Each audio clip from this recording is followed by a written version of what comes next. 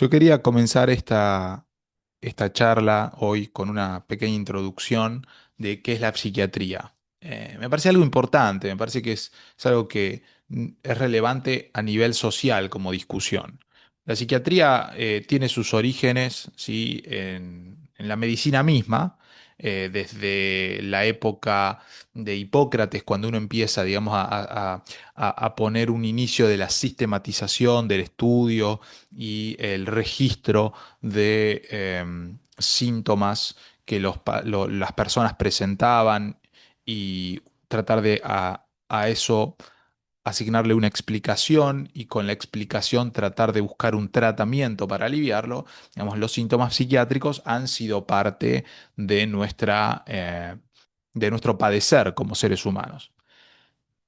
Y lo vemos en el cine también, ¿no? En el cine día de hoy es generalmente las grandes interpretaciones en temas de salud suelen ser trastornos psiquiátricos, sea un trastorno de la personalidad de tipo paranoide, sea un trastorno de personalidad múltiple, sean trastornos depresivos. Últimamente ha habido algunas, digamos, representaciones de enfermedades neurodegenerativas como la esclerosis lateral amiotrófica, el Alzheimer que también traen consigo sus síntomas a niveles cognitivos y comportamentales.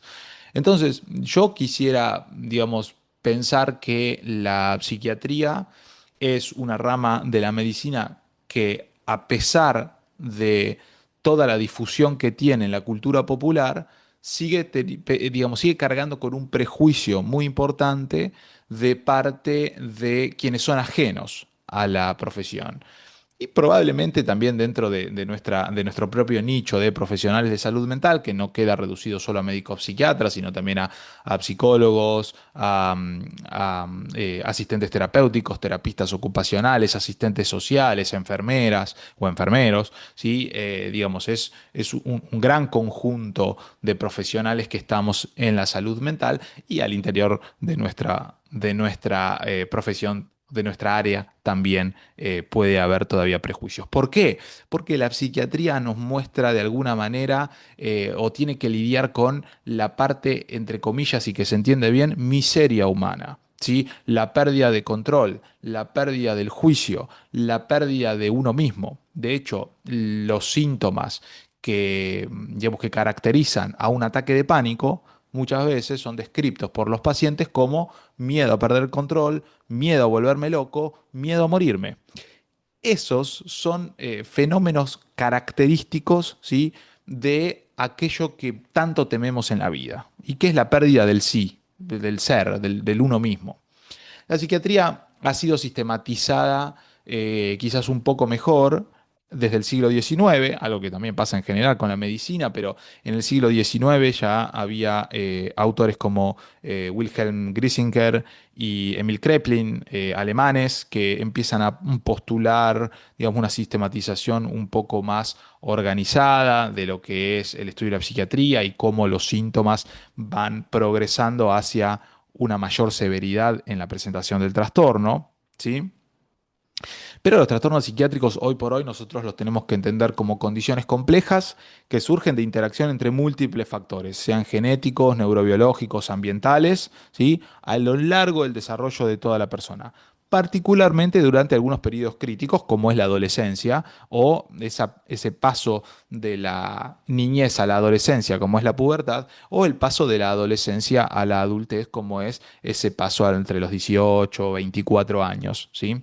Entonces, hay distintas formas de entender los trastornos psiquiátricos, pero yo voy a reforzar esta idea de las propiedades emergentes. Las redes neuronales se comunican entre sí y nos permiten cumplir todas las funciones que nos hacen humanos. No solo poder levantarnos e ir a preparar la comida o darnos vuelta cuando alguien está llamándonos por nuestro nombre, sino también imaginar, proyectar, hacer interpretaciones, todo lo que nos vuelve, ¿sí? humanos está pasando en el cerebro, en algún lugar, es material. Y de ahí surge la mente. La mente como propiedad emergente del cerebro es lo que estudia la psiquiatría. Y hay distintas formas de conceptualizar los trastornos psiquiátricos, ¿no? Hay un modelo clásico en el cual, que se conoce como esencialista, en donde había una esencia directa, ¿sí? Y que ella era la responsable de todas las características claves que definen un trastorno. Entonces, había una sola causa, un solo origen, y a partir de ahí l- tengo miedo, tengo angustia, tengo ideaciones obsesivas, tengo ideaciones suicidas, tengo alucinaciones, lo que sea. Todo salía desde un solo punto. Esa forma de entender la psiquiatría ha cambiado y también es un poco esa forma de verlo lo que podemos pensar que contribuye al estigma, ¿no? Porque, bueno, hay algo que está mal. Hay algo que está mal inherentemente en esta persona y entonces se manifiesta de esta manera. Pero hay algo que está mal, es un punto. Entonces esta persona o no tiene remedio o por favor que le encuentren el remedio rápido porque yo no quiero ver todo eso que le está pasando y que yo no sé si me puede llegar a pasar a mí. Hoy por hoy estamos migrando hacia un tipo de explicación, ¿sí? De los trastornos psiquiátricos, donde las propiedades, ¿sí? Que serían estas características individuales de los trastornos, lo que yo decía recién, miedo, angustia, ideaciones obsesivas, alucinaciones, lo que sea, ¿sí? Están causalmente interrelacionadas entre sí. Entonces, una lleva a la otra, de alguna manera. No existe una esencia subyacente responsable de agrupar a todos estos síntomas, ¿sí? Entonces, por ejemplo, si el trastorno es una depresión mayor, las ideas suicidas van a estar causadas tanto por un estado de ánimo depresivo como por sentimientos de culpa, por ejemplo. Y no es que en sí la depresión me da todas esas cosas individualmente, ¿sí? Esa es una forma de pensar hoy la psiquiatría que después va a llevarnos a agregar una capa más de complejidad.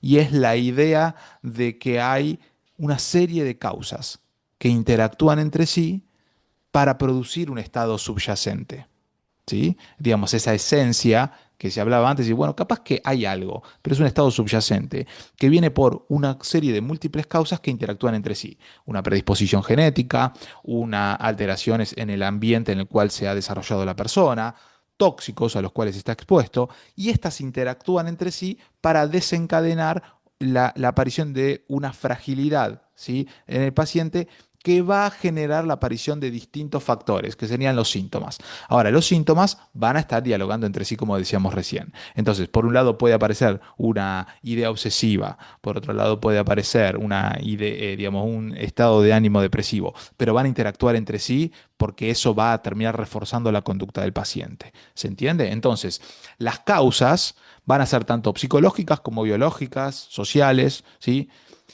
Y este estado subyacente al que dan lugar va a conducir a características clínicas individuales, ¿sí?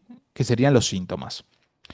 Entonces, este panorama ya nos abre la posibilidad de pensar a la psiquiatría como un conjunto de fenómenos que son la expresión de alteraciones a nivel genético, alteraciones a nivel epigenético, alteraciones a nivel de las conexiones de las neuronas, cómo están organizadas, ¿sí? Pueden ser alteraciones a nivel del tejido, puede haber sufrido una injuria a ese tejido, puede haber alteraciones a nivel de la forma en la cual distintas partes del cerebro, ¿sí? Que arman sus redes, que están normales, pero al momento de interactuar entre sí estas redes, eso está desorganizado. Y entonces vamos subiendo de a poquitos, de lo más chiquitito, que puede ser cómo está organizada la información genética, hasta la forma en la cual distintas partes de nuestro cerebro interactúan entre sí para dar lugar a una propiedad emergente. Esto termina impactando a nivel social, porque es un modo de organizar el mundo, de percibirlo, ¿sí? Que va a empezar desde la información genética que traemos.